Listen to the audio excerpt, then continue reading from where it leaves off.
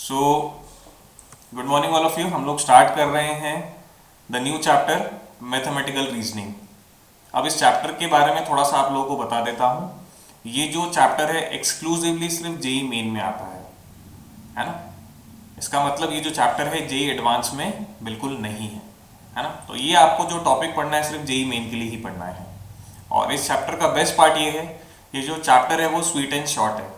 Yes, sweet and short मतलब आने वाले 1.5 घंटे में ये आपका चैप्टर काफ़ी अच्छे से कंप्लीट होने वाला है और उस 1.5 घंटे के बाद आप जेई मेन के क्वेश्चन डायरेक्टली बना पाओगे। ठीक है, सो विदाउट एनी डिले हम लोग स्टार्ट करते हैं। पहले मैं आपको इसकी कंप्लीट थ्योरी बताऊंगा, फिर मैं आपको इसकी कुछ सुपर ट्रिक्स दूंगा जिससे आप इसके जेई मेन की ही क्वेश्चन है ना विद इन अ मिनट आप क्रैक कर लोगे। ठीक है, सो स्टार्ट करें। Yes sir. चलिए, सो सबके यस के साथ हम लोग बिगिन करते हैं। सो सबसे पहली डेफिनेशन आ रही है कि स्टेटमेंट क्या होता है। अब यहाँ पे स्टेटमेंट, कौन से स्टेटमेंट की बात कर रहे हैं हम? इंग्लिश वाला स्टेटमेंट नहीं, मैथमेटिकल स्टेटमेंट की बात कर रहे हैं कि एक स्टेटमेंट जो है वो क्या होता है। तो कोई भी सेंटेंस को मैं मैथमेटिकली स्टेटमेंट तब कह सकता हूं जब वो या तो सिर्फ ट्रू हो या तो सिर्फ फॉल्स हो, है ना। वो दोनों नहीं हो सकता। अब सर इसका मतलब, इसके मैं कुछ आपको एग्जाम्पल्स दे देता हूं। अब जैसे एग्जाम्पल नंबर 1 देखिए आप, Delhi is in India. Delhi is in India, बताओ ये क्या स्टेटमेंट है? क्या ये सेंटेंस? बोलिए सब लोग। Yes sir. हाँ, yes, it is a statement because ये जो सेंटेंस है कंप्लीटली ट्रू है, इसमें कोई डाउट है ही नहीं हमें। ठीक है, सेकेंड एग्जाम्पल सब लोग देखो, 6 is greater than 8. 6 is greater than 8। बोलिए, तो ये जो सेंटेंस है ये स्टेटमेंट है कि नहीं? सीएस कर रहा था ना। पहले तो मैं ये पूछ रहा हूं कि आप ये बताएं मुझे, ये सेंटेंस स्टेटमेंट है कि नहीं? यस, ये बिल्कुल स्टेटमेंट है क्योंकि ये फॉल्स है। तो जो कोई भी सेंटेंस होता है वो स्टेटमेंट तभी कह पाओगे जब वो या तो ट्रू हो या तो फॉल्स हो। ठीक है, अब एक एग्जांपल ये देखें। ठीक है, रोहित शर्मा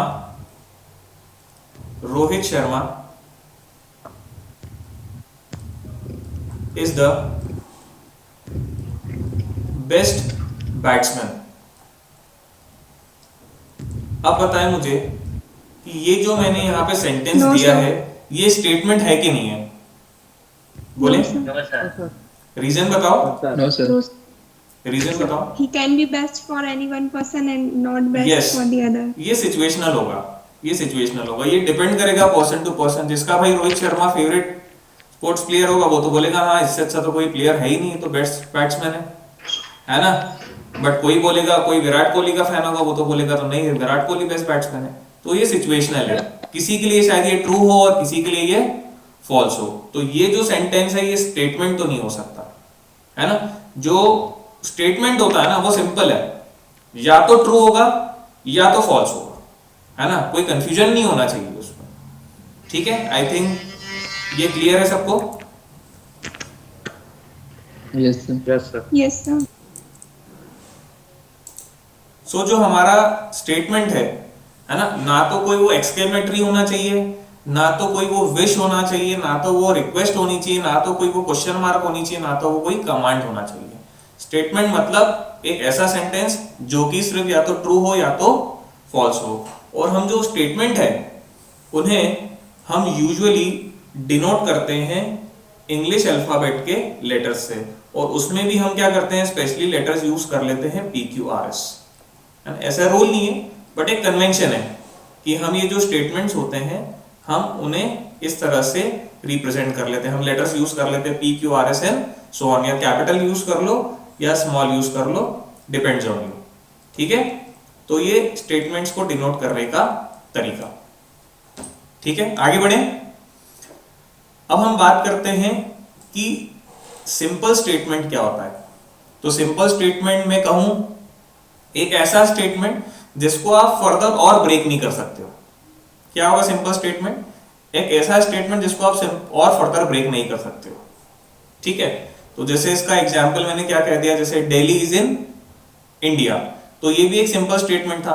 बट यही मैं दूसरी तरफ कह दूं Delhi is in India and it is the capital of India, तो ये सिंपल स्टेटमेंट नहीं हुआ, क्योंकि इसको और ब्रेक करा जा सकता है। इसको मैं दो सब स्टेटमेंट्स में ब्रेक कर सकता हूं। कैसे? एक तो मैंने क्या कहा दिल्ली इज इन इंडिया, और उसके बाद क्या कहा एंड मैंने कनेक्ट करा उसको, एंड के बाद मैंने क्या कहा and Delhi is capital of India. तो यहाँ पे स्टेटमेंट दो स्टेटमेंट्स में टूट रहा है, तो ये सिंपल स्टेटमेंट नहीं है ना। तो सिंपल स्टेटमेंट सिंपली एक ऐसा स्टेटमेंट जिसको आप फर्दर ब्रेक नहीं कर सकते। अब नेक्स्ट इज कंपाउंड स्टेटमेंट। तो कंपाउंड स्टेटमेंट क्या होता है? एक ऐसा स्टेटमेंट जिसको आप बनाते हैं by the combination of two or more simple statements, by the combination of two or more statement, simple statements. जैसे मैंने अभी वही जो लाइन कही थी कि Delhi is in India and it is the capital of India, तो ये क्या हो गया? कंपाउंड स्टेटमेंट हो गया, है ना। जैसे मैं स्टेटमेंट लिखता हूं, मैंने स्टेटमेंट पी क्या लिख दिया, example Delhi is in India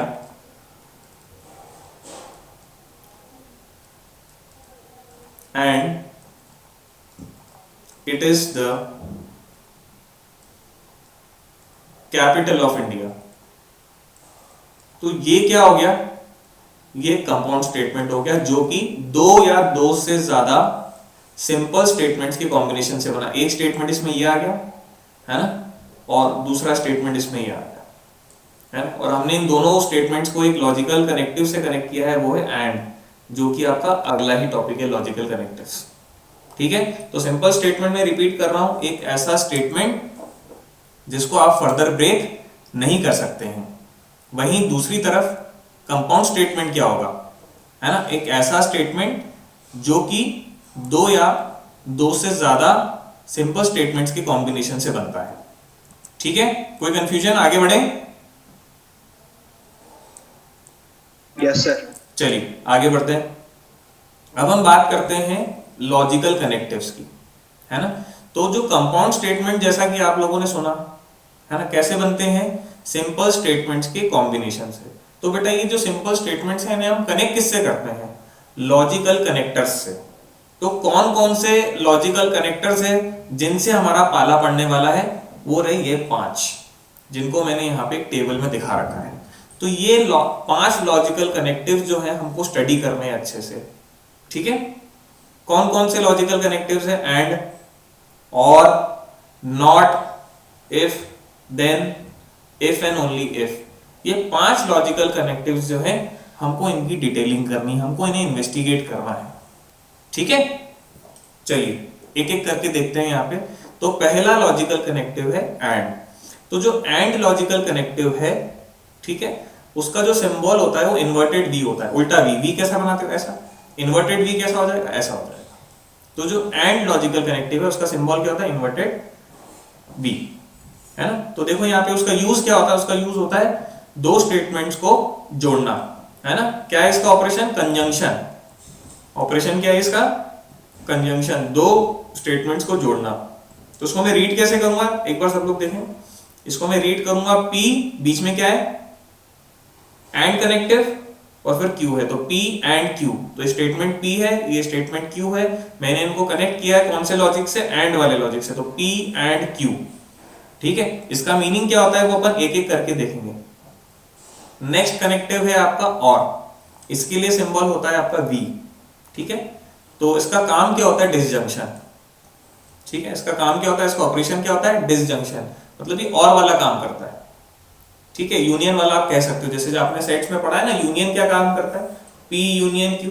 तो इसी तरह से यहाँ पे कनेक्टिव है अपना और, है ना, P और Q, ठीक है।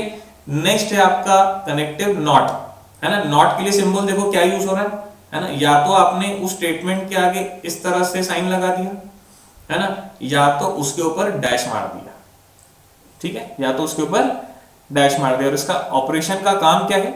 नेगेशन, है ना। जैसे मैंने कह दिया दिल्ली इज इन इंडिया, तो उसका नेगेशन क्या हो जाएगा? Delhi is not in India, ठीक है। नेक्स्ट है आपका इफ। यहाँ पे कोई स्टेटमेंट आएगा, देन फिर एक स्टेटमेंट आएगा, ठीक है, इसका सिंबल क्या है, राइट साइडेड एरो। ठीक है, तो यहां पे देखिए, यहां पे कैसे रीड करेंगे, इफ P देन Q, है ना। इसका जो ऑपरेशन होता है वो क्या होता है, इंप्लीकेशन का या कंडीशनल का, दोनों में से एक कुछ कह लो, इंप्लीकेशन का या कंडीशनल का। और इफ एंड ओनली इफ, है ना, जिसको अपन IFF से भी रिप्रेजेंट करते हैं, इफ एंड ओनली इफ, है ना, इसका जो सिंबल होता है वो होता है डबल साइडेड एरो। ठीक है, तो इसको रीड कैसे करेंगे, P if and only if Q, है ना। अब वो P और Q जो है अपने को प्रॉब्लम में मेंशन होगा। P एक स्टेटमेंट है, Q एक स्टेटमेंट है, आपको मैंने बता ही दिया था, है ना। PQR ही हम सिंबल्स यूज करते हैं स्टेटमेंट्स को रिप्रेजेंट करने के लिए। ठीक है, इसका ऑपरेशन क्या है, जैसे इसका कंडीशनल है तो इसका बाय कंडीशनल, इसका काम क्या है इंप्लीकेशन, तो इसका है डबल इंप्लीकेशन। ठीक है, बाकी डिटेलिंग अपन एक एक लॉजिकल कनेक्टिव की वन बाय वन अभी नीचे करेंगे। ठीक है, तो ये 5 लॉजिकल कनेक्टिव है, सब लोग एक बार नाम एक बार ध्यान रखें। पहला एंड, दूसरा और, तीसरा नॉट, है ना, चौथा इफ P देन Q। यहां पे जैसे ब्लैंक स्पेस दिए तो यहां पे एक स्टेटमेंट आएगा, फिर देन के बाद एक और ब्लैंक स्पेस दिए तो यहां स्टेटमेंट आएगा, है ना। तो इफ P देन Q मतलब P इंप्लाइज Q, और ये क्या है next, if and only if P double implication Q। तो ये 5 लॉजिकल कनेक्टिव से अपना काम पढ़ने वाला है। अब इन पे अपन एक एक करके डिटेल में जरा वर्किंग करते हैं। ठीक है, तो ट्रुथ टेबल क्या होती है ये सब मैं आपको इसी में बताता हूं, सब लोग देखें, है ना। कोई भी अगर स्टेटमेंट ट्रू होता है ना बेटा, तो उसकी ट्रुथ वैल्यू अपन क्या बोलेंगे, ट्रू बोलेंगे।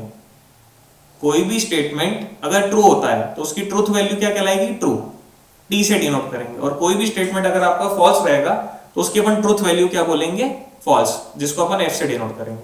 इसमें कोई कंफ्यूजन नहीं है, I think very simple thing.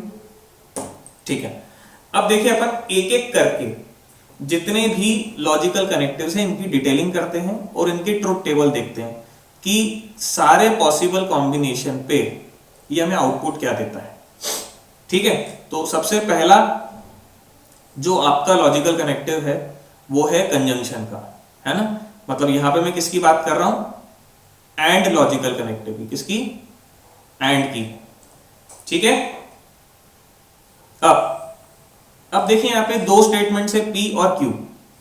P और Q जो है ना, क्या क्या पॉसिबिलिटी ले सकते हैं, दोनों ट्रू हो सकते हैं, है ना। P ट्रू हो सकता है, Q फॉल्स हो सकता है ना।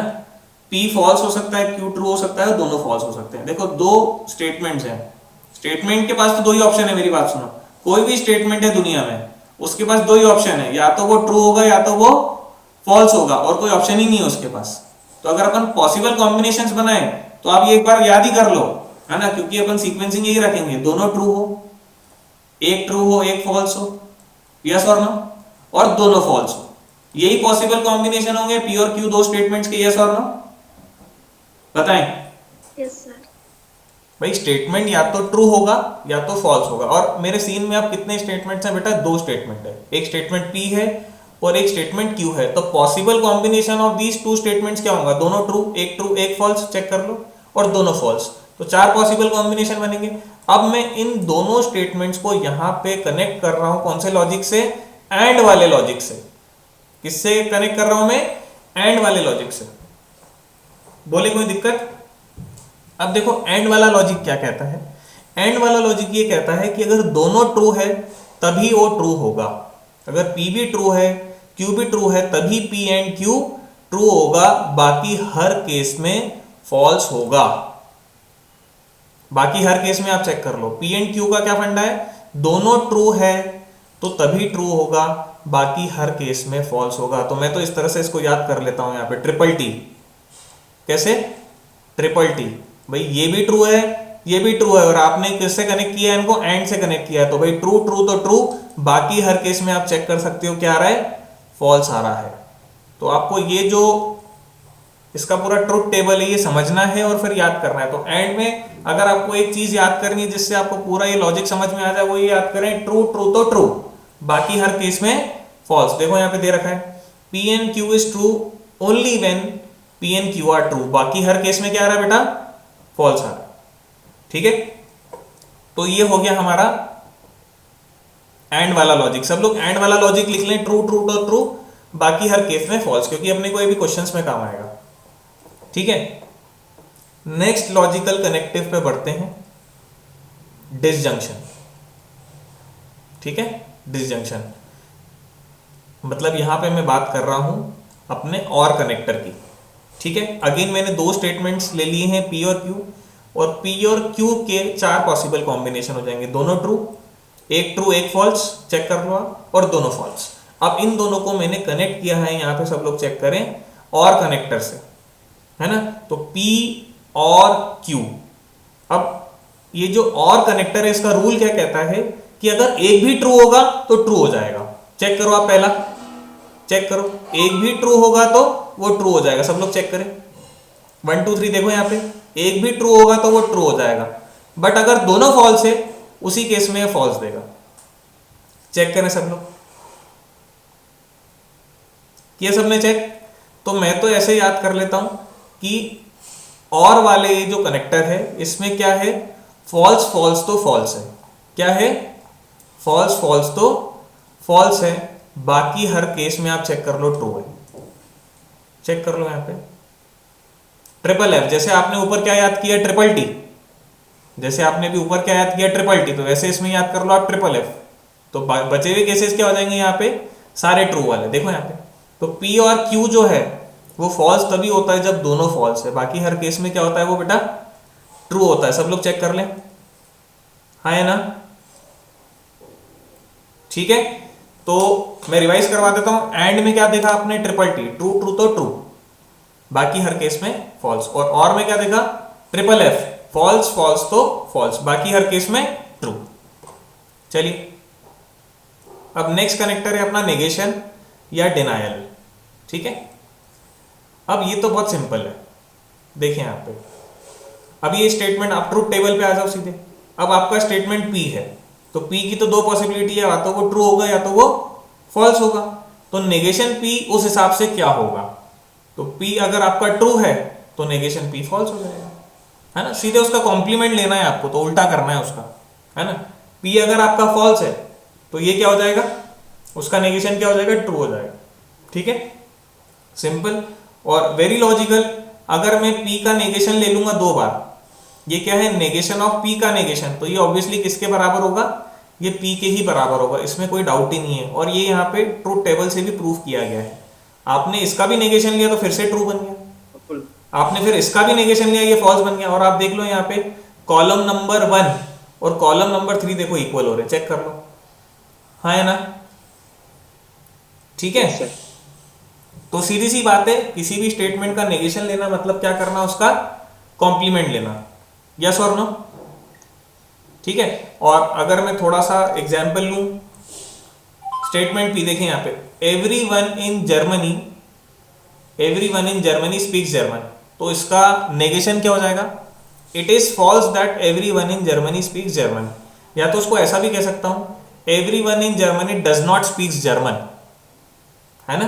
थोड़ा सा लैंग्वेज का है, अलग अलग वर्ड्स यूज कर लेते हैं नेगेशन बताने के लिए। जैसे यहाँ पे क्या यूज हो गया, इट इज फॉल्स दैट, ऐसे भी यूज हो सकता है, it is not the case that everyone in Germany speaks German, है ना। और ऐसा जैसे मैंने एक और बताया, नॉट लगा के, सिंपली नॉट लगा के, कि everyone in Germany does not speaks German.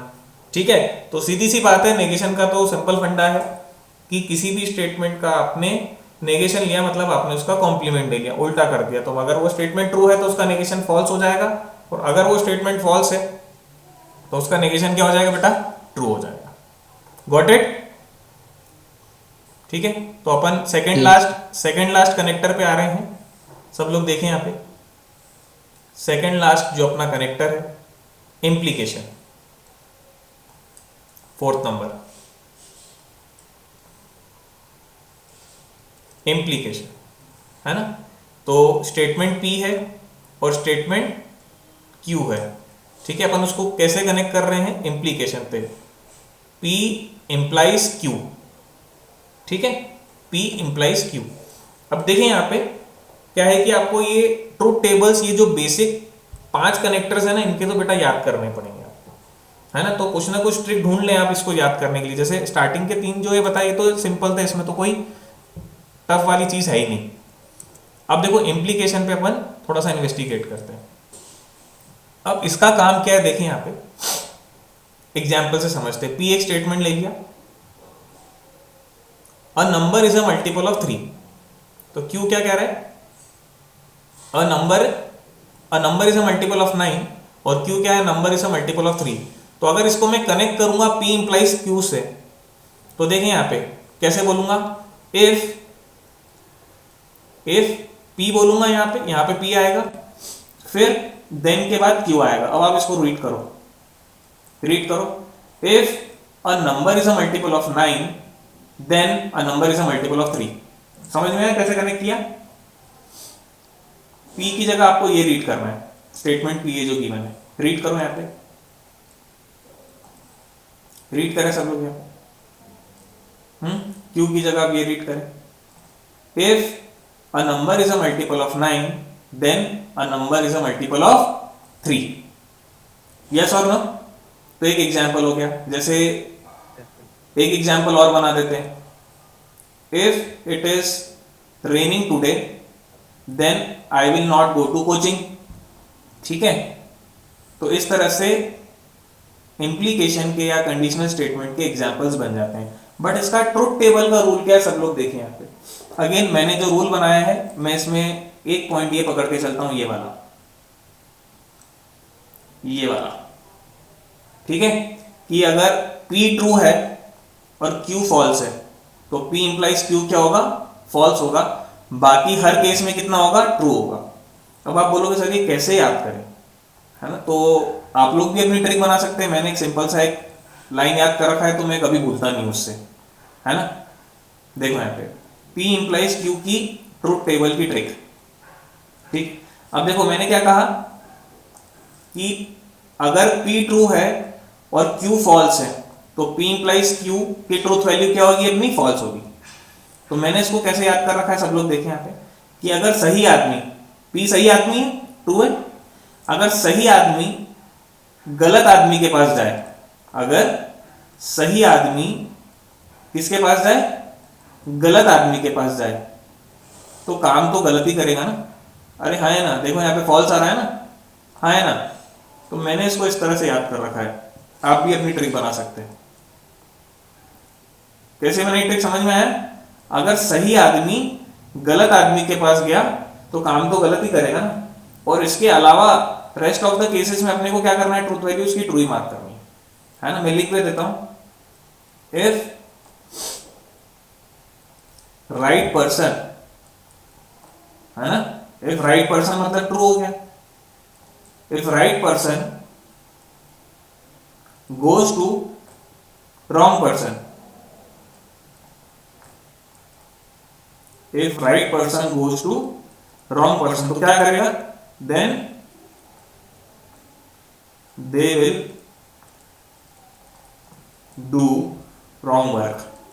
ठीक है, अगर सही आदमी गलत आदमी के पास गया तो काम तो गलत ही करेगा ना, यस और नो। तो मैं इस तरह से एक लाइन बना ली जिससे मैं कभी भी इसका जो ट्रूथ टेबल है कभी नहीं भूलता हूं, बिकॉज ये जो बेसिक कनेक्टर्स हैं आपको इनका रूल याद करना पड़ेगा, बिकॉज ये प्रॉब्लम्स में एज इट इज यूज होंगे। ठीक है, बोलो समझ में आया? याद हो गया ये इंप्लीकेशन का क्या रूल है ना, सही आदमी गलत आदमी के पास गया तो काम तो गलत ही करेगा, यस और नो। और बाकी हर केस में क्या लगाना है, आपको ट्रू लगाना है। बोलिए, got it? Yes, sir. Yes, sir. Yes, sir. ठीक है, गुड। चलिए अब इसके बाद बाय कंडीशन मतलब डबल इंप्लीकेशन। अभी अपना सिंगल तरफ इंप्लीकेशन था, P का इंप्लीकेशन क्या था, Q की तरफ। अब डबल इंप्लीकेशन देखें, डबल इंप्लीकेशन P का Q की तरफ भी इंप्लीकेशन है और Q का P की तरफ भी इंप्लीकेशन है, डबल इंप्लीकेशन। तो इसको डबल साइडेड एरो लाइन से अपन रिप्रेजेंट करते हैं। ठीक है, अब देखो एक्चुअल में होता क्या है कि ये जो P डबल इंप्लीकेशन Q जो है ना, P डबल इंप्लीकेशन Q, ये इक्वल होता है P implies Q and Q implies P के, क्योंकि डबल इंप्लीकेशन है ना यार, P भी क्या कर रहा है, Q को इंप्लाई कर रहा है, और Q भी क्या कर रहा है, P को इंप्लाई कर रहा है। तो ये दोनों लॉजिकली इक्वल होते हैं, ये दोनों क्या होते हैं, लॉजिकली इक्वल होते हैं। क्यों, P double implication Q is equals to P implies Q and Q implies P, ठीक है। और उसी से इसके ट्रुथ टेबल का बेटा रूल भी आता है, इसी से इसके ट्रुथ टेबल का रूल भी आता है। अब देखो अपन इसके ट्रुथ टेबल का रूल जो है वो समझते हैं, है ना। P और Q दो स्टेटमेंट्स है, तो अगेन चार पॉसिबिलिटीज, दोनों ट्रू, एक ट्रू एक फॉल्स, चेक कर लो, और दोनों फॉल्स। अभी P इंप्लाइज Q का आपने याद किया था, है ना, कि सही आदमी गलत आदमी के पास जाएगा, काम तो गलत ही करेगा, हाँ है ना, चेक कर लो। अपन ये प्रूफ कर रहे हैं, अपन इसका रूल डिराइव कर रहे हैं एक तरह से। ये जो P डबल इंप्लीकेशन Q है, अपन क्या कर रहे हैं, इसका रूल डिराइव कर रहे हैं, ठीक है। अब देखो यहाँ पे, तो ये अपन ना कॉलम नंबर 3 क्लियर है, बाकी हर केस में ट्रू आएगा। अब कॉलम नंबर 4 देखो, P इंप्लाइज Q तो निकाल लिया आपने, अब आपको क्या निकालना है, Q इंप्लाइज P। तो मैंने तुमको रूल क्या बताया था कि अगर पहला वाला ट्रू है इंप्लाइज दूसरा वाला फॉल्स है, तो आंसर फॉल्स होगा, बाकी हर केस में ट्रू है। तो देखो यहाँ पे Q implies P, Q implies P, देखो यहाँ पे Q इंप्लाइज P, है ना, दिस इंप्लाइज दिस, देखो यहाँ पे चेक करो सब लोग। हाँ, तो देखो सही आदमी गलत आदमी के पास गया, वो ढूंढो, सही आदमी गलत आदमी के पास गया, मतलब ये वाला, हाँ ये वाला थर्ड केस, ये सही आदमी गलत आदमी के पास गया, तो काम तो गलत ही करेगा, तो इस केस में फॉल्स आएगा, बाकी हर केस में ट्रू। यस और नो, चेक कर लो। Yes sir. ठीक है, अब अपन ये जो दोनों कॉलम्स है, समझो यहाँ पे, अब ये जो अपने दोनों कॉलम्स है, ये दोनों कॉलम्स को अपन कॉलम नंबर 3 और कॉलम नंबर कौन सा, कॉलम नंबर 4, इन दोनों को अपन कंबाइन कर रहे हैं एंड वाले कनेक्टर से। और एंड वाले का लॉजिक है कि नहीं, तुमको याद, बताओ मुझे, एंड वाले का क्या लॉजिक है, बताओ मुझे। हाँ, ट्रू ट्रू तो ट्रू, बाकी हर केस में फॉल्स, ट्रिपल टी, दोनों ट्रू होगा तो ट्रू होगा। यस बिल्कुल सही, ट्रिपल टी। तो देखो यहाँ पे ट्रू ट्रू, तो देखो ट्रू आया, हाँ, बाकी देखो फॉल्स, बाकी देखो फॉल्स, और देखो ट्रू ट्रू तो ट्रू, बोलो आया कि नहीं। Yes yes sir. ठीक है, देख लो यहाँ पे ट्रू ट्रू तो ट्रू, ये देखो ट्रू ट्रू तो ट्रू, बाकी दोनों केसेस में फॉल्स फॉल्स है। तो अपना जो इसका ट्रुथ टेबल का रूल है वो डिराइव हो चुका है, किसका, P डबल इंप्लीकेशन Q का ही डिराइव हो चुका है। बट अपने को यहां से यहां याद करना है, कहां से कहां, यहां से यहां याद करना है, एग्जाम में डिराइव नहीं कर पाएंगे। तो देखो उसके लिए मैंने सिंपल सा फंडा बना रखा है कि अगर सेम ट्रुथ वैल्यू है तो आपका आंसर ट्रू है। क्या बोल रहा हूं मैं, सेम ट्रुथ वैल्यू है तो आपका आंसर ट्रू है, नहीं तो फॉल्स है। देख लो आप, देखो ये दोनों सेम है तो आंसर ट्रू है, ये दोनों सेम है तो आंसर ट्रू है, बाकी केसेस में फॉल्स। ऐसे याद करना है। अगर P और Q का सेम सेम है तो आंसर ट्रू है, नहीं तो फॉल्स है। हाँ, if P and Q have, if P and Q have same truth value,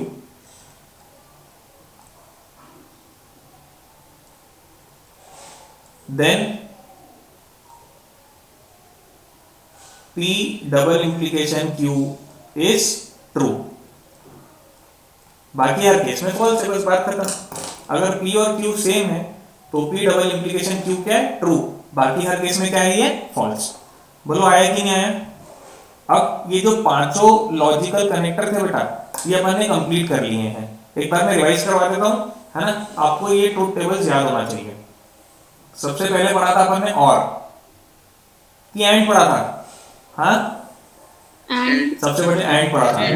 तो एंड में क्या पढ़ा था अपन ने, ट्रिपल टी, ट्रू टू तो ट्रू। फिर और में क्या पढ़ा था, ट्रिपल एफ, फॉल्स फॉल्स तो फॉल्स। ठीक है, नेगेशन में क्या करना है, कॉम्प्लीमेंट करना है, उल्टा, ट्रू का क्या होगा फॉल्स, फॉल्स का होगा ट्रू।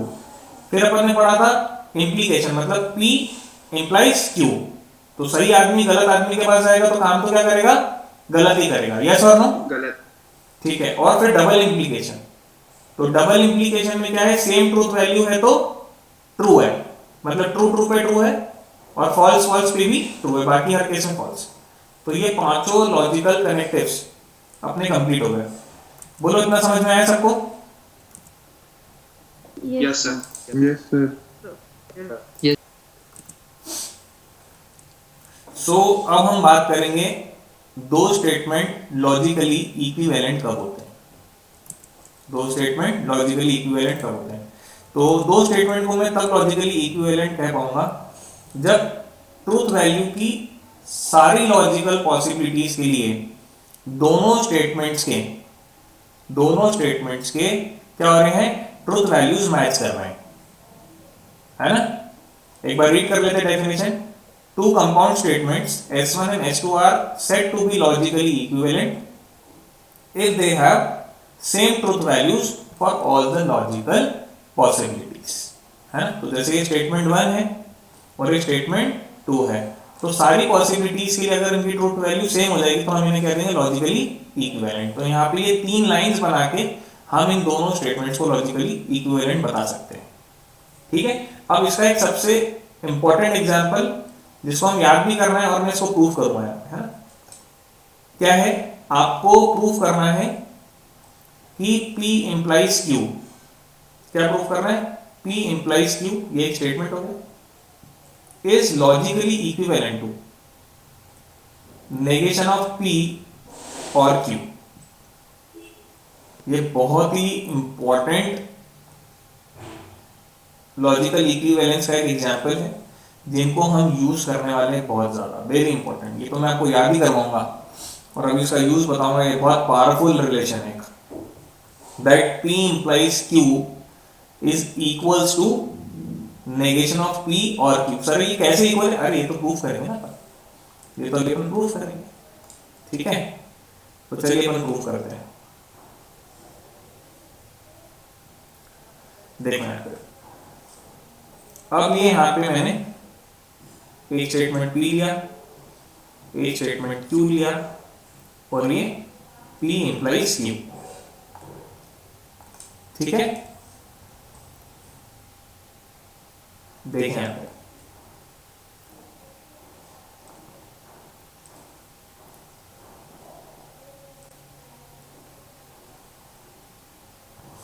अब ये तो अपन पहले फिल कर लेते हैं, इसमें तो कोई हमें डाउट है ही नहीं, तो इसको अपन फिल कर लेते हैं। तो जैसे ये दो स्टेटमेंट्स है तो क्या पॉसिबिलिटी बनेगी? 4, दोनों ट्रू, एक ट्रू एक फॉल्स, एक फॉल्स एक ट्रू और दोनों फॉल्स, ठीक है। अब P implies Q, ये रूल क्या कहता है ना, कि सही आदमी गलत आदमी के पास जाएगा तो काम तो क्या करेगा, गलत ही करेगा ना। गलत ही करेगा। और बाकी हर केस में क्या है, जल्दी बताओ? बाकी हर केस में ट्रू है। बाकी हर केस में ट्रू, ट्रू। बाकी हर केस में ट्रू। अब अपन ने ये जो लॉजिकल इक्विवेलेंस का रिलेशन है इसका लेफ्ट हैंड साइड वाला पार्ट निकाल लिया है ना, ये अपना LHS हो गया एक तरह से, यस और नो, ठीक है। अब देखो अब मैं RHS बिल्डअप कर रहा हूँ, तो उसके लिए मेरे को पहले ये स्टेटमेंट निकालना पड़ेगा, नेगेशन P। निकालते हैं आराम से। अब देखो नेगेशन P क्या होगा आपका, अब ये P ये रहा, अब करस्पॉन्डिंगली नेगेशन P बनाओ जरा, करस्पॉन्डिंगली ये ट्रू है तो ये फॉल्स, ये ट्रू है तो फॉल्स, ये फॉल्स फॉल्स है तो फिर ये ट्रू ट्रू। कोई दिक्कत बोले? No sir. ठीक है। अब Q तो बना हुआ है, ये कोई दिक्कत नहीं, फिर से मैं Q को उसी के आगे लिख देता हूँ तो कन्वीनियंट होगा आप लोगों के लिए उसको कनेक्ट करना फिर और से, ठीक है। तो ये Q तो यहाँ पे लिखा हुआ है एज इट इज, फिर से कॉपी कर लो, ट्रू फॉल्स, ठीक है। अब मैं क्या कर रहा हूँ, इन दोनों को कॉलम 4 और कॉलम 5 को कनेक्ट कर रहा हूँ, ठीक है। कनेक्ट किससे कर रहा हूँ, कौन सा लॉजिकल कनेक्टर? और से, ठीक है। तो अब देखो यहाँ पे इन दोनों पे और का रूल लगाओ जरा। और का फंडा क्या कहता है? ट्रिपल F, फॉल्स फॉल्स तो फॉल्स, ट्रिपल एफ है ना, फॉल्स फॉल्स तो फॉल्स। बाकी हर केस में क्या लगाऊं? ट्रू। ट्रू लगाऊं, ठीक है। अब ये जो आपका कॉलम है, लास्ट कॉलम, ये आपके RHS का काम कर रहा है। अब LHS और RHS की करस्पॉन्डिंगली ट्रुथ वैल्यूज आप जरा मैच कराओ। तो करस्पॉन्डिंगली कहा है मैंने, क्या कहा है करस्पॉन्डिंगली? देखो यहां ट्रू है तो यहां भी ट्रू आ रहा है, यहां फॉल्स आ रहा है तो यहां भी फॉल्स आ रहा है, यहां ट्रू है तो यहां भी ट्रू है, यहां ट्रू है तो यहां भी ट्रू है। देखो मैच हो रहा है। Yes, sir. Yes. तो हम अब कह सकते हैं एज पर द डेफिनेशन, ये जो दोनों स्टेटमेंट्स हैं ये लॉजिकली इक्विवेलेंट है। बोलो आया कि नहीं? सारी लॉजिकल पॉसिबिलिटीज के लिए Yes, sir. जो इनकी ट्रूथ वैल्यूज है वो एग्जैक्टली मैच हो रही है। और ये आप याद भी करें, यहां पे मैंने क्या कहा था, ये एक बहुत ही इंपॉर्टेंट रिलेशन है जिसको हम आगे यूज करेंगे जेई के क्वेश्चंस को क्रैक करने में, है ना। तो देखिए यहाँ पे अपने को क्या याद करना है, P इंप्लाइज Q किसके बराबर है? नेगेशन ऑफ P और Q। बोलो P इंप्लाइज Q किसके बराबर है? नेगेशन ऑफ P और Q। Negation of ये याद करना पड़ेगा आपको, है ना। और बहुत कम चीजें याद करवा रहा हूं मैं आपको इसमें, तो मैं यहाँ पे लिख भी देता हूँ। अपन ने इम्प्लीकेशन में एक चीज याद करनी है, वेरी इंपॉर्टेंट चीज, थोड़ा सा मैं रेड से लिख दूं, है ना। आपको ये याद करना है कि ये जो P इंप्लाइज Q है वो किसके इक्विवेलेंट है? नेगेशन ऑफ P और Q। ठीक है, हो गया याद? P इंप्लाइज Q किसके बराबर है? नेगेशन ऑफ P और Q। या तो दूसरी तरीके से ऐसे भी याद कर लो आप। कैसे याद कर लो कि अगर फर्स्ट इंप्लाइज सेकंड है, क्या कह रहा हूं मैं, अगर फर्स्ट इंप्लाइज सेकंड है, first statement implies second statement है, तो वो लॉजिकली इक्विवेलेंट किसके है? Negation of first statement, negation of first statement और सेकंड स्टेटमेंट। क्यों सर? अरे अभी तो प्रूफ किया ना बाबा, यस और नो। तो ये मैंने इंप्लीकेशन में ये डाल दिया है। बोलो कोई दिक्कत आया सबको समझ में? Yes, sir. Yes, sir. ठीक है, तो P इंप्लाइज Q फिर से रिपीट करें, किसके बराबर है? नेगेशन P और Q। ठीक है, ये काफी यूज करने वाले हम। अब इसी तरह से मैं चाहूं तो इसको और फर्दर ब्रेक कर सकता हूं, जैसे ये डबल इंप्लीकेशन वाला, डबल इंप्लीकेशन वाला मैं चाहूं तो और ब्रेक कर सकता हूं। कैसे? सब लोग देखें। अभी हमने देखा कि ये जो आपका P डबल इंप्लीकेशन Q है वो किसके बराबर है? P implies Q and Q implies P। अब इसको और कैसे ब्रेक कर सकता हूं? अब जैसे यहाँ पे P इंप्लाइज Q है तो इसको क्या लिख दूंगा? नेगेशन P और Q। आया कि नहीं आया? ठीक है। एंड अब यहाँ पे Q इंप्लाइज P है तो इसको क्या लिख दूंगा? नेगेशन ऑफ फर्स्ट और सेकंड। बोलो आया कि नहीं आया? हाँ है ना? Yes, sir. और ये हम कैसे कर रहे हैं? Yes, sir. अभी ऊपर फॉर्मूला बना के दिया ना कि फर्स्ट इंप्लाइज सेकंड है। अगर फर्स्ट इंप्लाइज सेकंड है तो आपको क्या लिखना है? फर्स्ट इंप्लाइज सेकंड है तो आपको उसकी जगह लिखना है नेगेशन ऑफ फर्स्ट और सेकंड। ऐसे याद करो तो ज्यादा इजी लगेगा तुम लोग, है ना। फर्स्ट इंप्लाइज सेकंड है तो क्या लिखना है? नेगेशन ऑफ फर्स्ट और सेकंड। ठीक है, गॉट इट? बोले Yes, sir. चलिए,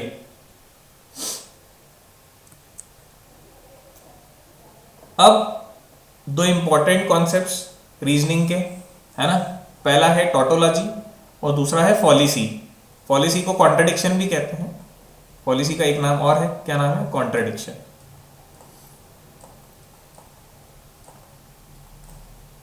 बहुत सिंपल से कॉन्सेप्ट है। अब देखो, what is tautology and what is contradiction. ठीक है, अगर कोई आपका कंपाउंड स्टेटमेंट, अगर कोई आपका कंपाउंड स्टेटमेंट सारी लॉजिकल पॉसिबिलिटी के लिए हर ट्रूथ वैल्यू ट्रू दे तो वो टोटोलॉजी। अगर आपका कंपाउंड स्टेटमेंट सारी लॉजिकल पॉसिबिलिटी के लिए ट्रूथ वैल्यू हमेशा क्या दे? ट्रू ही दे, तो वो जो हो जाएगा टोटोलॉजी हो जाएगा, वो कंपाउंड स्टेटमेंट, है ना। तो सिंपल वर्ड्स में कहूं, tautology is always true, tautology is always true. अब जैसे टोटोलॉजी का एक एग्जांपल P और नेगेशन P। पहला एग्जांपल देखते हैं, अपन इसको प्रूव भी करते हैं। P और नेगेशन P। अब ये कह रहा है ये टोटोलॉजी है, वो अपन देख लेते हैं कैसे प्रूफ करके देखेंगे, तभी फील आएगी। देखें, तीन ही कॉलम की जरूरत पड़ेगी यहाँ पे, देखिए यहाँ पे। अब P नेगेशन P, फिर इन दोनों को कनेक्ट करूंगा किससे, और से, ठीक है। देखिए चलिए सब लोग, अब देखो P के पास दो पॉसिबिलिटी, या तो ट्रू होगी या तो फॉल्स, यस और नो। P के पास कितनी पॉसिबिलिटी है, दो ही पॉसिबिलिटी, ठीक है। अब P ट्रू है तो नेगेशन P क्या होगा, फॉल्स। P अगर फॉल्स है तो नेगेशन P क्या होगा, ट्रू। ठीक है। अब मैं इन दोनों को जोड़ रहा हूं बाय द कनेक्टर और का रूल क्या कहता है, ट्रिपल F। और का रूल क्या कहता है, फॉल्स फॉल्स तो फॉल्स, बाकी हर केस में क्या आता है, हाँ ट्रू। तो अपना तो ट्रू ही आ रहा है, देखो यहाँ पे। तो मतलब जो ये स्टेटमेंट है P और नेगेशन P, ये क्या हो गया, ये क्या हो गया बेटा, ये हो गया टोटोलॉजी, क्योंकि ये हर पॉसिबल कॉम्बिनेशन के लिए अपना आंसर क्या दे रहा है, ट्रू ही दे रहा है ना। तो tautology in short is always true, tautology in short is always true. अब नेक्स्ट है कॉन्सेप्ट इसी तरह का, कॉन्ट्रडिक्शन या फॉलिसी। तो जैसे टोटोलॉजी इज ऑलवेज ट्रू, तो फॉलिसी इज ऑलवेज फॉल्स, है ना। तो एक ऐसा स्टेटमेंट जो कि सारी लॉजिकल पॉसिबिलिटीज के लिए अपने ट्रुथ वैल्यू का आंसर हमेशा क्या दे, फॉल्स दे, तो उसे क्या कहते हैं हम, पॉलिसी। देखो यहाँ पे मैंने समरी में भी बताया है कि tautology is always true, whereas policy या कॉन्ट्रडिक्शन इज ऑलवेज फॉल्स। और अगर आप टोटोलॉजी का नेगेशन कर दोगे तो कॉन्ट्रडिक्शन आएगा, और आप कॉन्ट्रडिक्शन का नेगेशन कर दोगे तो टोटोलॉजी आएगा, है ना। टोटोलॉजी के लिए यूजुअली सिंबल यूज होता है टी। तो अगर मैंने इसका नेगेशन ले लिया तो ये क्या देगा आपको, कॉन्ट्रडिक्शन। और अगर आपने कॉन्ट्रडिक्शन का नेगेशन ले लिया तो ये क्या दे देगा आपको, टोटोलॉजी। बट अपन चलो एक एग्जांपल देख लेते हैं फॉलिसी या कॉन्ट्रडिक्शन का, ठीक है। तो यहाँ पे एग्जांपल क्या दिया हुआ है कि भाई P एंड नेगेशन P क्या है, हमेशा पॉलिसी, मतलब ये हमेशा आंसर क्या देगा, फॉल्स देगा for all the possible combination. Verify कर लेते हैं इसका अपन, चलो।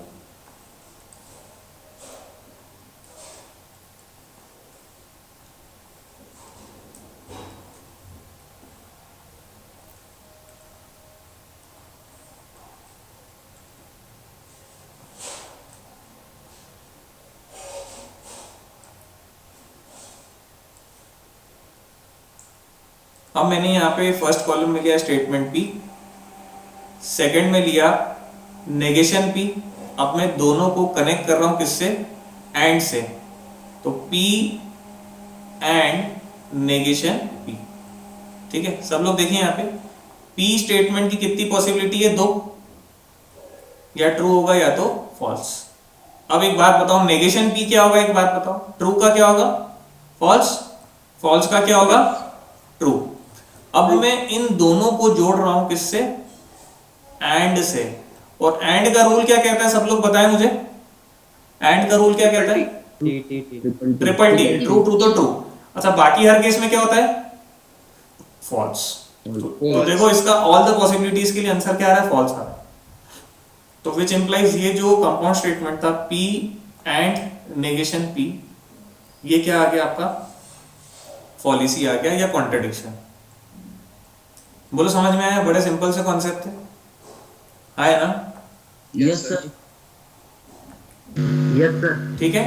तो इसके लिए सिंबल क्या यूज होता है, C, और टोटोलॉजी के लिए T। चलो मूविंग अहेड। अब अलजेब्रा ऑफ स्टेटमेंट्स एक बार थोड़ा सा इसमें नजर मार लो, है ना, नॉट अ बिग डील। जैसे सेट्स में अलजेब्रा होता है तो ऐसे मैथमेटिकल रीजनिंग में भी यहाँ पे अलजेब्रा होता है। उनको एक बार रीड कर लें, जो इंपॉर्टेंट है मैं आपको फिर वो करवाता हूँ। आइडेंपोटेंट लॉ देख लो, P का और क्या, P का आपने P के साथ ही और किया तो P देगा, this can be verified bye truth table. P का आपने एंड लिया P के साथ ही तो वो P देगा, है ना। नेक्स्ट इज एसोसिएटिव लॉ, तीन स्टेटमेंट्स को आप कंबाइन कर रहे हो। अब यहाँ पे सिंबल्स यूज कर रहे हैं आपने, कनेक्टर्स यूज करें और एंड वाले, वेरी लॉजिकल, आप इसको वेरीफाई कर सकते हो, है ना। कम्यूटेटिव लॉ, P और Q कर लो या Q और P कर लो, one in the same thing. ऐसे ही P एंड Q कर लो या Q एंड P कर लो, one in the same thing. आगे पीछे स्टेटमेंट लिखने से कोई फर्क नहीं पड़ता। डिस्ट्रीब्यूटिव लॉ, यहाँ पे तीन स्टेटमेंट्स इन्वॉल्व है, यहाँ पे कॉम्बिनेशन चल रहा है कनेक्टर एंड का और का, है ना, P एंड किसका, Q और R। तो दिस इज इक्वल्स टू, देखो यहाँ पे थोड़ा सा डिस्ट्रीब्यूटिव लॉ देख लो, ये इंटरेस्टिंग है, थोड़ा सा ये आपको क्वेश्चंस में यूज हो सकता है। तो अपन ने क्या करा इसको, P एंड Q और P एंड R, बीच में सिंबल क्या आ जाएगा, और का, चेक करो सब यहाँ पे, ठीक है। फिर ऐसे ही देखो ये कैसे कनेक्ट होगा, P और Q, फिर P और R, और बीच में सिंबल कौन सा आ जाएगा, एंड का। चेक करें सब लोग RSS इनके डिस्ट्रीब्यूटिव लॉ के, डिस्ट्रीब्यूटिव लॉ थोड़ा सा आपको क्वेश्चंस में यूज हो सकता है, चेक करो, यस सर, है ना। P एंड Q, देखो आगे, फिर P एंड R, और बीच में क्या आएगा, और सिंबल, जिसमें मैंने सर्कल मारा है। सेकंड वाला देखो P और Q, फिर एक और आएगा P और R, और बीच में कैसे कनेक्ट होगा, ये एंड से, जिसमें मैंने सर्कल मारा है, ठीक है। नेक्स्ट इज आइडेंटिटी लॉज, ठीक है। जैसे आइडेंटिटी लॉज अपन अगर कहें एडिशन में, तो एडिशन में क्या होगा, जैसे आप किसी भी नंबर को 0 से ऐड कराओ तो वापस वही नंबर आएगा, है ना। मल्टीप्लिकेशन पे अगर ये बोलूं किसी भी नंबर को आप 1 से मल्टीप्लाई करो तो वो नंबर खुद ही आएगा। तो ये आइडेंटिटी लॉ है, एक बेसिक सी बात है ना। अब देखो यहाँ पे आइडेंटिटी लॉ में मैथमेटिकल रीजनिंग के टर्म्स में अगर मैं कहूँ कि अगर आप किसी भी स्टेटमेंट का और लोगे टोटोलॉजी के साथ तो टोटोलॉजी ही आएगा, बट वहीं किसी भी स्टेटमेंट का P का आप टोटोलॉजी के साथ एंड लोगे तो वो स्टेटमेंट खुद आएगा। इसको वेरीफाई करके देख लो, टोटोलॉजी तो ऑलवेज ट्रू होगी, ठीक है। किसी भी स्टेटमेंट का आप पॉलिसी के साथ क्या लोगे, और लोगे तो वो स्टेटमेंट खुद P आ जाएगा। और दूसरी तरफ वहीं किसी भी स्टेटमेंट P का आप एंड लोगे पॉलिसी के साथ तो क्या आएगा आंसर, पॉलिसी आएगा। दिस कैन बी वेरीफाइड, ठीक है। आप इनको सिर्फ रीड कर लें, इनको रटने की जरूरत नहीं है, जिनको याद करना है वो मैं आपको उस पर स्टार लगवा रहा हूं, ठीक है। नेक्स्ट इज कॉम्प्लीमेंट, और ये तो हमने प्रूव कर ही थे अभी, है ना। P का अगर आप और लोगे नेगेशन P के साथ तो टोटोलॉजी आएगा, ये भी हमने टेबल से वेरीफाई किया, है ना। P का एंड लोगे नेगेशन P के साथ तो क्या आएगा, कॉन्ट्रडिक्शन, ये भी हमने अभी टेबल में प्रूफ किया, ठीक है। टोटोलॉजी का नेगेशन लोगे तो क्या आएगा, पॉलिसी, और पॉलिसी का नेगेशन लोगे तो टोटोलॉजी। तो कॉम्प्लीमेंट लॉ तो हमने देख लिया। इनवॉल्यूशन लॉ भी हमने देख लिया था नेगेशन वाले कनेक्टर में, कि P के नेगेशन का नेगेशन लोगे तो वापस P ही आ जाएगा, ठीक है। तो ये नंबर 7 तक ये जो अलजेब्रा ऑफ स्टेटमेंट्स है ये आपको रीड कर लेना है ना, और ज्यादा फोकस करेंगे किस पे, डिस्ट्रीब्यूटिव लॉ पे। और जो लास्ट वाला मैं जो आपको अभी बता रहा हूं that is D Morgan's law, ये थोड़ा इंपॉर्टेंट है, डी मॉर्गन्स लॉ। तो आप जरा ये जो अलजेब्रा ऑफ स्टेटमेंट्स है उसमें मेजरली फोकस करेंगे किस पे, डिस्ट्रीब्यूटिव लॉ पे और डी मॉर्गन्स लॉ पे। ये आपको प्रॉब्लम सॉल्विंग में हेल्प करेंगे, बाकी आप सबको रीड कर लेंगे, है। और अगर आपको वेरीफाई करने हैं तो वो जो अपना ट्रूथ टेबल बनाने वाला तरीका है आप उससे उसको वेरीफाई कर सकते हो। अब देखते हैं what is D Morgan's law. ये मजेदार चीज है, ये आपको प्रॉब्लम्स में हेल्प करने वाला है। अब देखिए यहाँ पे, if you remember sets chapter में भी डी मॉर्गन्स लॉ होता था, याद है किसी को?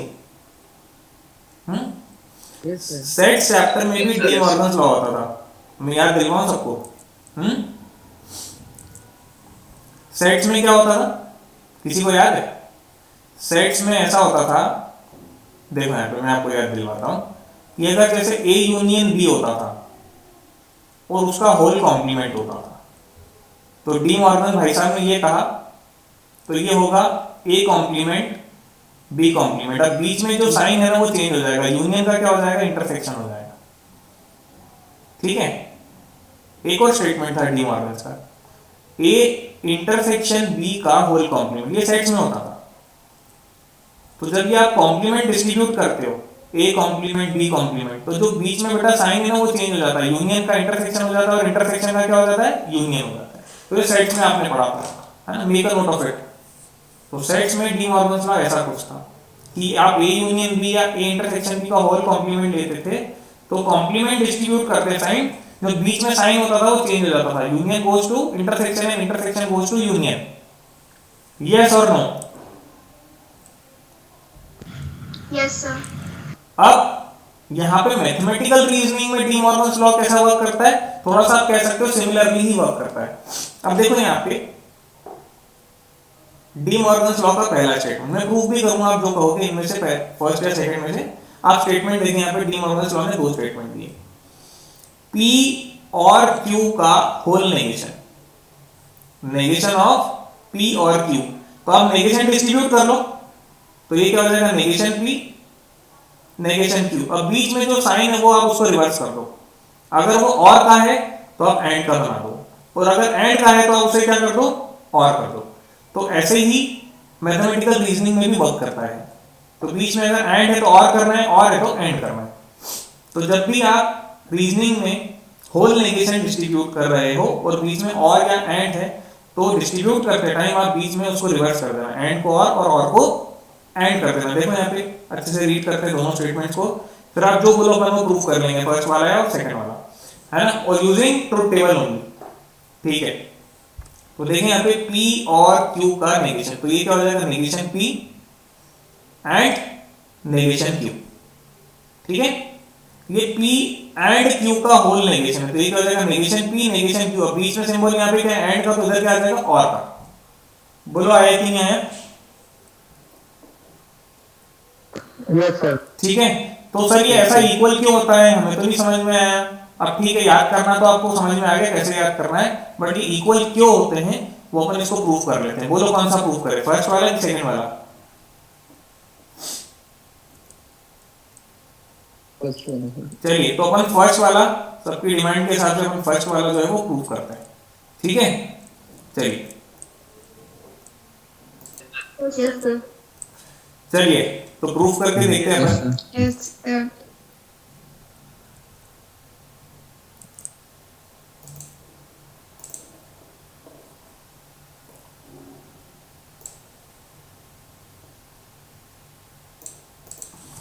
अब देखिए यहाँ पे अपने को क्या प्रूफ करना है, यहाँ पे अपने को प्रूफ करना है, प्रूफ दैट P और Q का whole negation is logically equivalent to negation P negation Q। और यहाँ पे अगर और का सिंबल है तो क्या आ जाएगा यहाँ पे, एंड का। ठीक है, अब देखो यहाँ पे कॉलम्स बना देता हूं, एक कॉलम P का, फिर एक Q का, फिर P और Q का, फिर नेगेशन ऑफ P और Q का, तो ये आपका LHS हो जाएगा। ठीक है, फिर एक नेगेशन P का बना लेता हूं कॉलम, एक नेगेशन Q का बना लेता हूं कॉलम, और एक negation of P and negation Q। ये आपका क्या हो जाएगा, RHS हो जाएगा। ठीक है, चलिए स्टार्ट करते हैं, है ना। अब ये LHS equals to RHS prove करना है।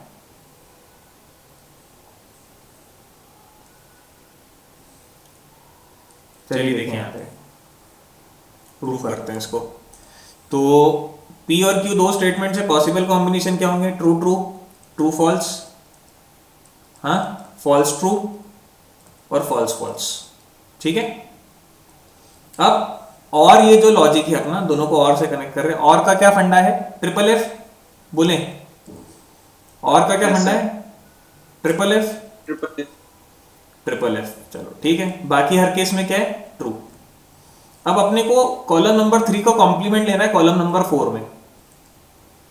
ठीक है, तो क्या होगा, देखो फॉल्स फॉल्स फॉल्स ट्रू। बोलो आया कि नहीं आया? Yes sir. ठीक है, यस सर। चलो Yes, sir. अब देखो यहां से लेके यहां इसका नेगेशन करो, तो जरा P ये है तो नेगेशन P क्या होगा, करस्पॉन्डिंगली करो जरा सब लोग, करस्पॉन्डिंगली करें सब लोग, क्या होगा, फॉल्स फॉल्स ट्रू ट्रू। ठीक है ना, चलो फिर ये Q का भी जरा कॉम्प्लीमेंट बनाओ, तो इस कॉलम में क्या होगा, False true. False true false true. अब इन दोनों को, है ना, इन दोनों को आप जरा कनेक्ट करो तो एंड से। और एंड का फंडा क्या होता है, एक बात बताओ तो, एंड का Triple T. Triple T. बाकी हर केस में क्या होता है, फॉल्स। अब मेरे को एक बात बताओ, ये जो LHS वाला कॉलम है और ये जो RHS वाला कॉलम है, एग्जैक्टली सेम मैच हो रहा है कि नहीं हो रहा है? Yes, sir. बिल्कुल मैच हो रहा है, तो ये लॉजिकली इक्विवेलेंट हो गए। तो this is D Morgan's law, this is D Morgan's law, है ना, कि आप अगर होल कॉम्प्लीमेंट डिस्ट्रीब्यूट कर रहे हैं तो बीच में और है तो एंड करना, और एंड है तो क्या कर देना बेटा, और कर देना, ठीक है।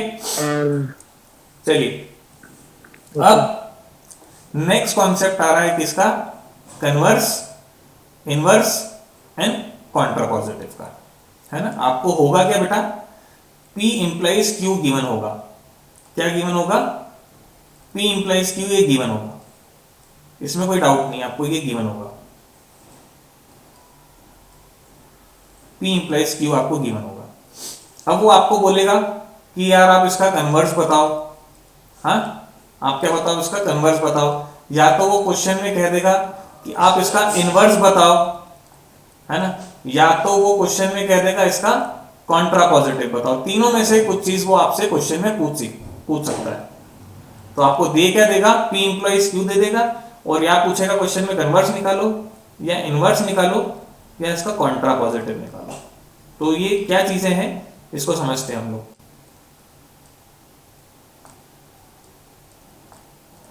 अब देखें सब लोग यहाँ, अगर P इंप्लाइज Q हमें गिवन है तो इसी स्टेटमेंट का जो कन्वर्स होता है वो होता है Q इंप्लाइज P। क्या होता है इसका converse, Q implies P, given आपको P इंप्लाइज Q है, ठीक है। अगर P इंप्लाइज Q हमें गिवन है तो उसका इनवर्स जो बेटा होता है वो होता है negation of P implies negation of Q, ठीक है। और गिवन क्या है, P इंप्लाइज Q, तो इसका जो कॉन्ट्रापोजिटिव होता है, इसका जो कॉन्ट्रापोजिटिव होता है वो होता है negation of Q implies negation of P। बस आप इतना सा याद कर लोगे तो जेईई का क्वेश्चन बन जाएगा। आप इतना सा याद कर लो, ठीक है। P इंप्लाइज Q है तो कन्वर्स क्या है, Q इंप्लाइज P उल्टा चलाना है, P का Q है तो Q का P, ठीक है। P इंप्लाइज Q है तो इसका इनवर्स क्या है, negation P implies negation Q, और कॉन्ट्रापोजिटिव में इसको भी पलटा देना, इनको भी आपस में फ्लिप कर देना, negation Q implies negation P, ठीक है। अब इसको जैसे एक एग्जांपल से आप समझना चाहते हो तो जैसे समझो, इसको पैरेलल बता रहा हूं आपको मैं। अब आपको गिवन क्या है सब लोग देखें, इफ यू क्लियर या क्रैक लिखता हूं, क्रैक जरा चाहिए word, if you crack IIT then I will buy you a iPhone, ठीक है। If you crack IIT then I will buy you a iPhone। अब इसमें P स्टेटमेंट क्या है, पहले आइडेंटिफाई करो, इसमें P स्टेटमेंट कौन सा है, हाँ इफ यू क्रैक IIT आपका P स्टेटमेंट हो गया, है ना। और Q स्टेटमेंट क्या है, एक बात बताओ यहाँ पे, I buy you a iPhone, यहाँ पे दिख रहा है ना आपको, if P then Q दिख रहा है कि नहीं यहाँ पे। अब इसी का बेटा देखना है ना, इसी का कन्वर्स बताओ, है ना, इसी के पैरेलल इसका कन्वर्स बताओ, देखना है। तो इसी का कन्वर्स क्या होगा, इसी का कन्वर्स, इसी का I'll buy you iPhone हाँ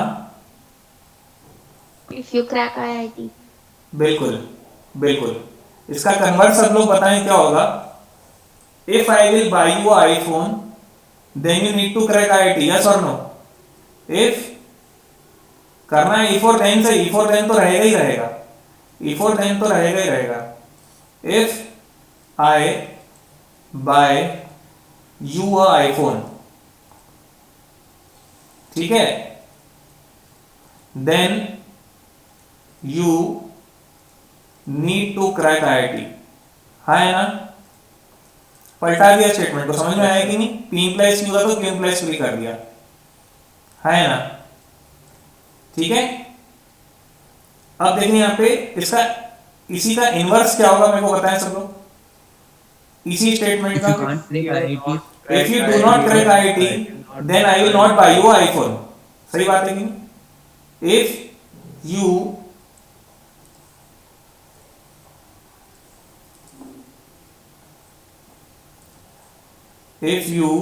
पी का कॉम्प्लीमेंट कर दो ना, इफ यू क्रैक आईआईटी को, if you don't crack IIT, और क्या, if you don't crack IIT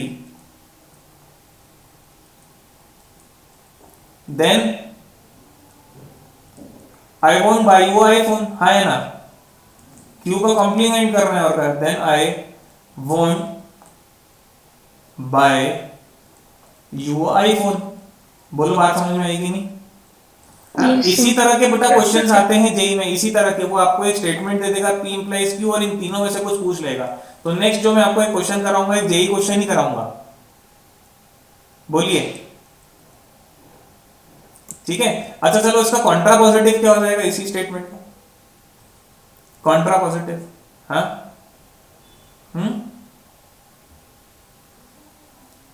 I won't buy you an iPhone if you don't crack IT. क्या आएगा? इफ तो लगाना पड़ेगा ना, इफ देन तो आएगा ना।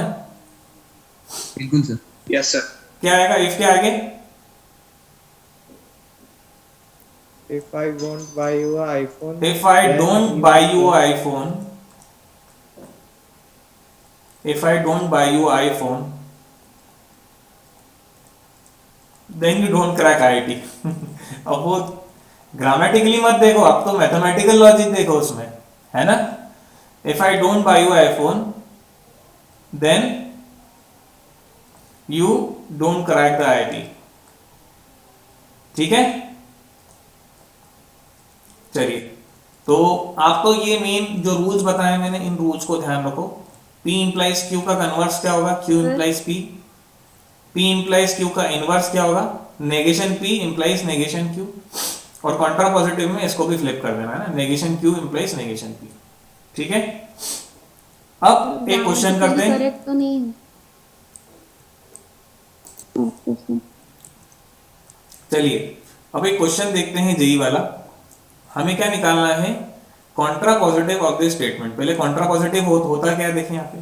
कॉन्ट्रा पॉजिटिव में आपको क्या होगा? P इंप्लाइज Q दे देगा, तो उसका कॉन्ट्रा पॉजिटिव क्या हो जाएगा? सब लोग देखें, कॉन्ट्रा पॉजिटिव क्या हो जाएगा इसका? Negation Q implies negation P, है ना।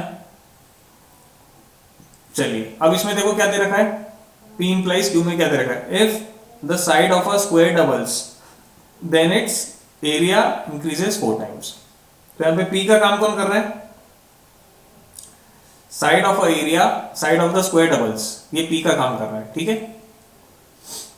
और Q का काम कौन कर रहा है? सब लोग देखें यहाँ पे, एरिया इंक्रीजेस 4 टाइम्स, ठीक है। तो अब बोलो, पहले Q का नेगेशन बोलना है, Q का नेगेशन बोलना है। एरिया डोंट इंक्रीजेस 4 टाइम्स, है ना। If area don't increases 4 times sir D then, वाला। D वाला। हाँ एक बार रीड करो। If area of the square does not increases 4 times then its side is not doubled.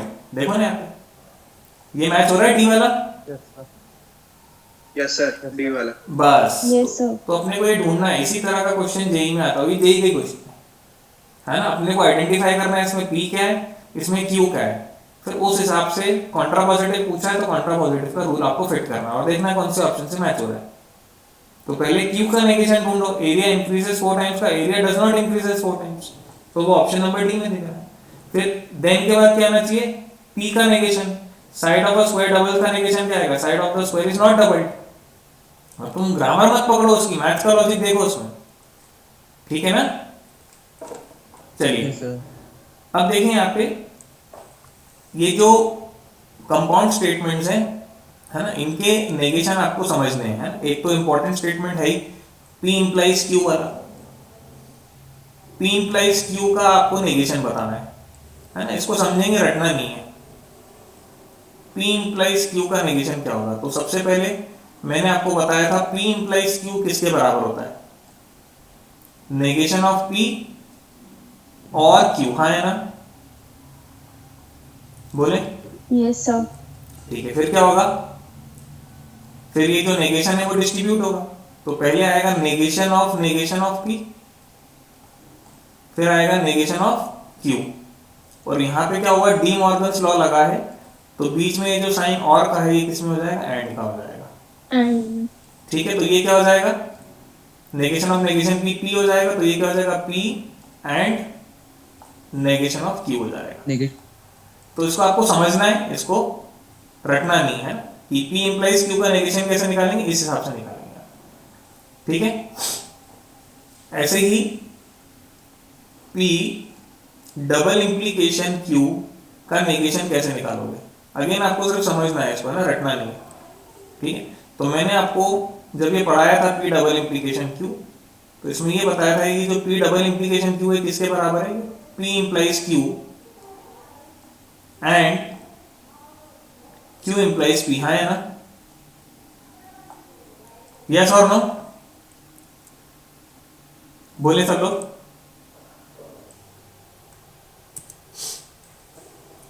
सो अब हम निकाल रहे हैं बाय कंडीशनल का negation, P double implication Q, इसका नेगेशन। तो हमने पढ़ा है कि पी डबल इंप्लीकेशन क्यू किसके बराबर है, P implies Q and Q implies P.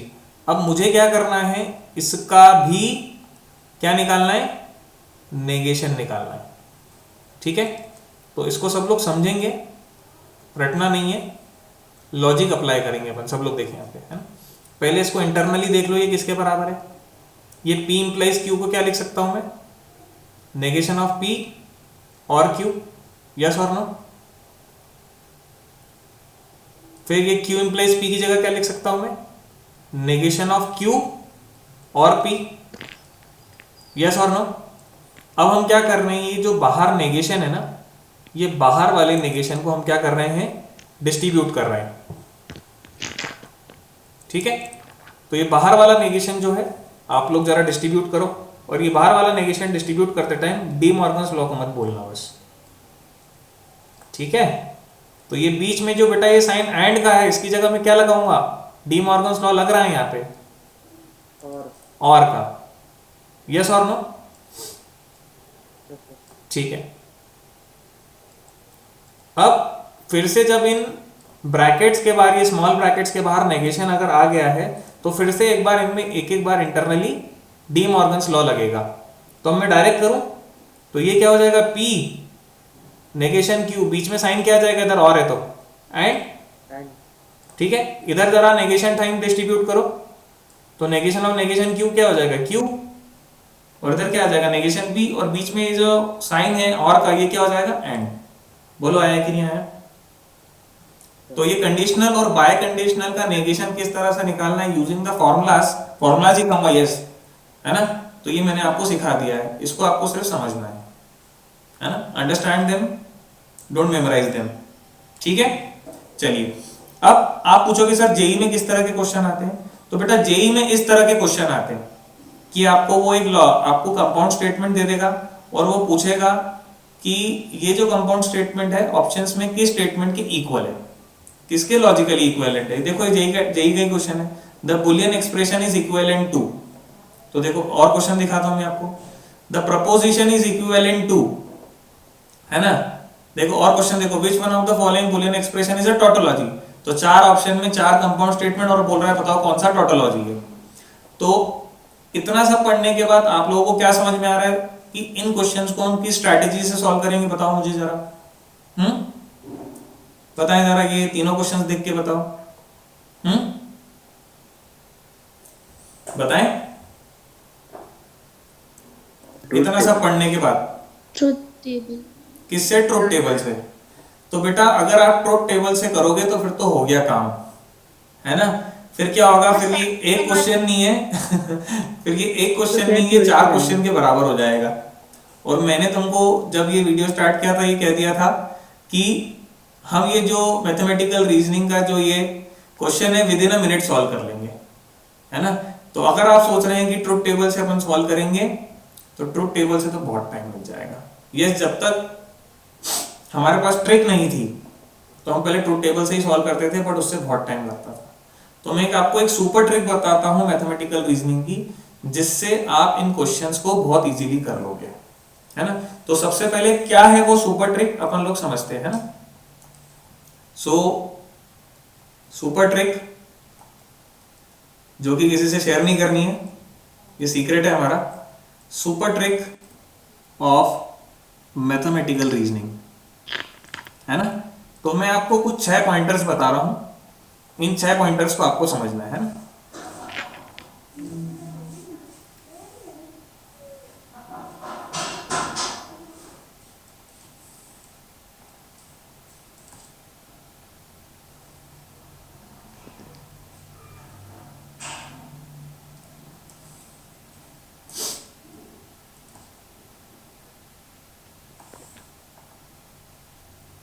अब आपने मैथमेटिकल रीजनिंग में कुछ लॉजिक देखे, यस और नो?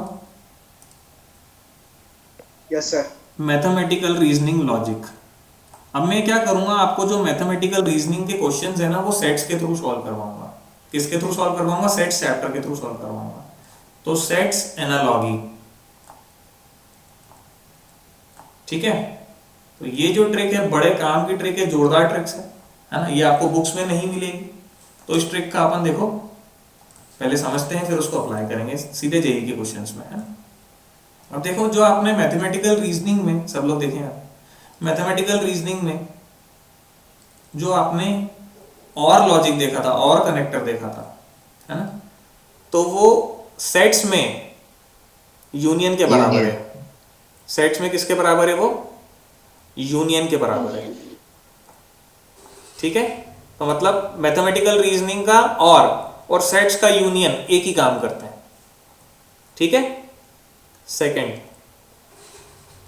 मैथमेटिकल रीजनिंग में जो एंड है, एंड ऑपरेटर, और जो सेट्स में इंटरसेक्शन है, दोनों एक ही काम करते हैं,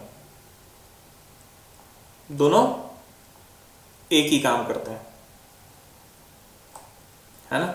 और इनको याद करना भी बड़ा आसान है। दोनों का यहाँ पे देखो, फर्स्ट वाले केस में दोनों का मुंह ऊपर खुल रहा है, सेकंड वाले केस में दोनों का मुंह नीचे खुल रहा है ना। तो इन शॉर्ट अभी क्या देखा कि मैथमेटिकल रीजनिंग में और सेट्स का यूनियन एक ही काम करते हैं। मैथमेटिकल रीजनिंग में जो एंड है और जो सेट्स का इंटरसेक्शन है वो एक ही काम करते हैं। उसके बाद क्या देखा आपने? नेगेशन।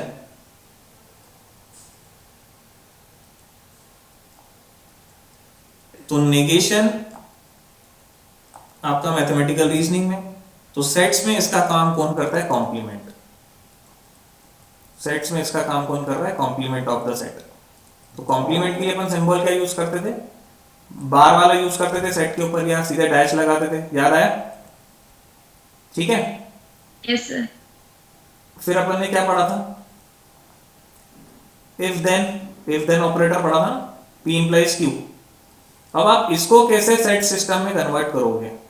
वैसे मेन होते ये तीन ही है, और का यूनियन, एंड का इंटरसेक्शन और नेगेशन का कॉम्प्लीमेंट। अब होते ये तीन ही है, तो मैंने क्या निकाला?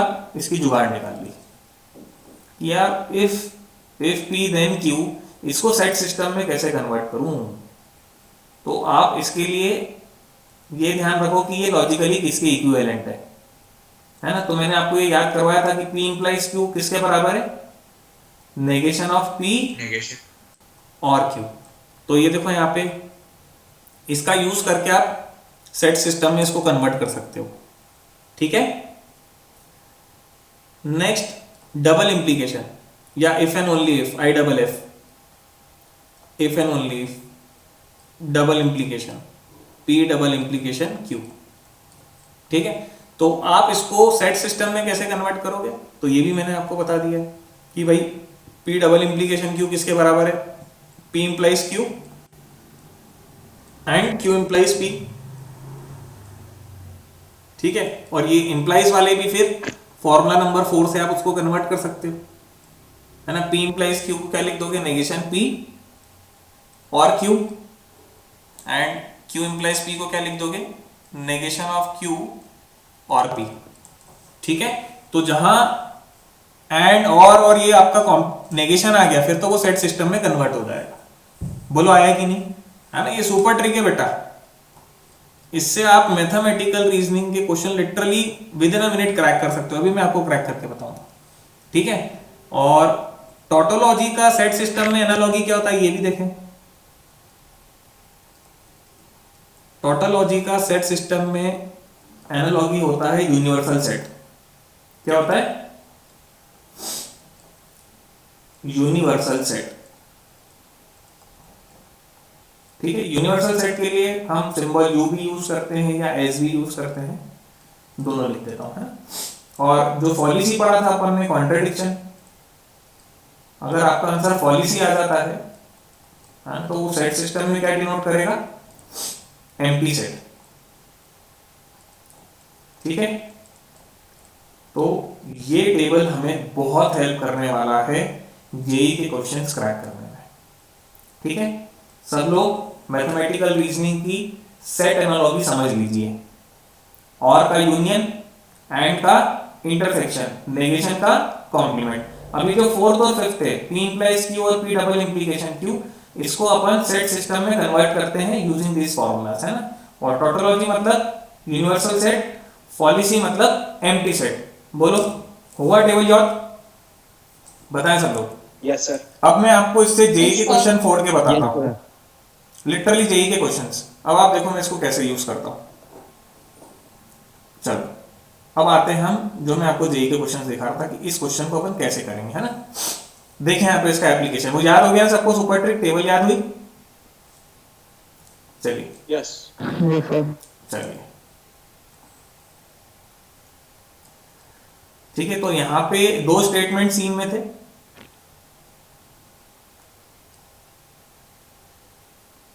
एक P एक Q। ठीक है, अब देखो इस रीजन को मैं 1 नंबर कह रहा हूं, इसको 2 नंबर, इसको 3 नंबर, इसको 4 नंबर। ठीक है, अब देखते हैं एक एक करके सबकी नंबरिंग करते हैं ना। अपने को बताना है कि ये जो बुलियन एक्सप्रेशन है किसके इक्विवेलेंट है ना। क्या है ये एक्सप्रेशन? P और Q का नेगेशन, फिर और क्या कर रहा है, नेगेशन P एंड Q। अब सब लोग देखिए बिना ट्रूथ टेबल के कैसे फोड़ते हैं अपन इसको, है ना। अब देखो यहाँ पे P और Q मतलब P यूनियन Q। अब P यूनियन Q क्या है आपका, जल्दी बताओ। P यूनियन क्या है आपका, 1 2 3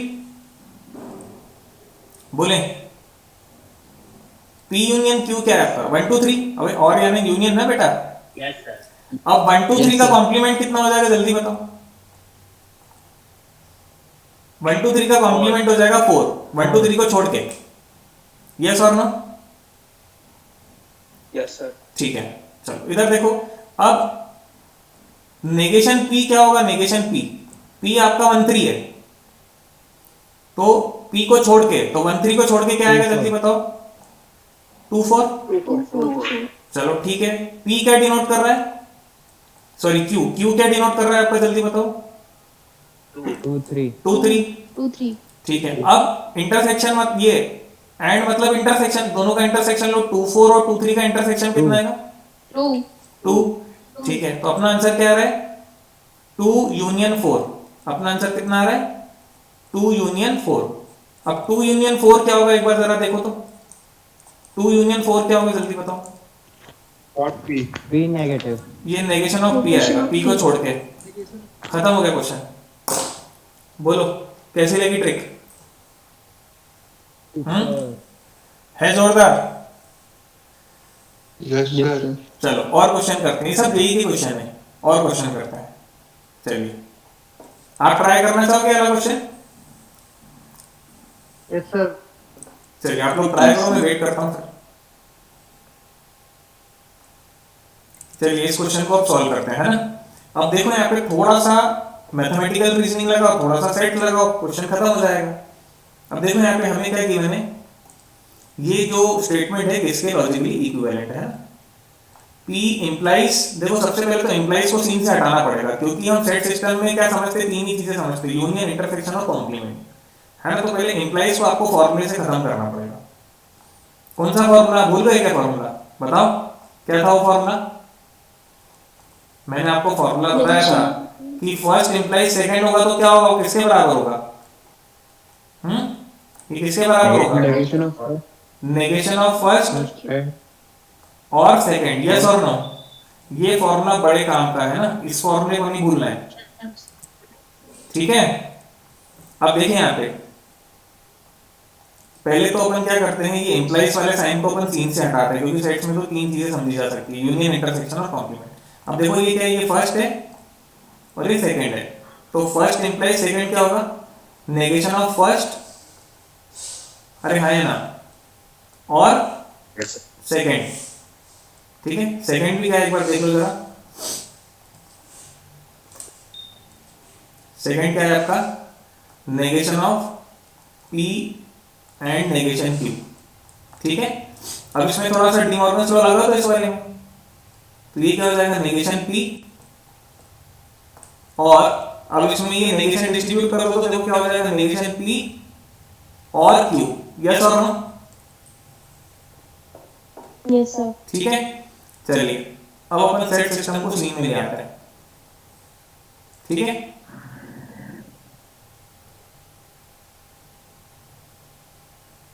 ठीक है, अब देखो यहाँ पे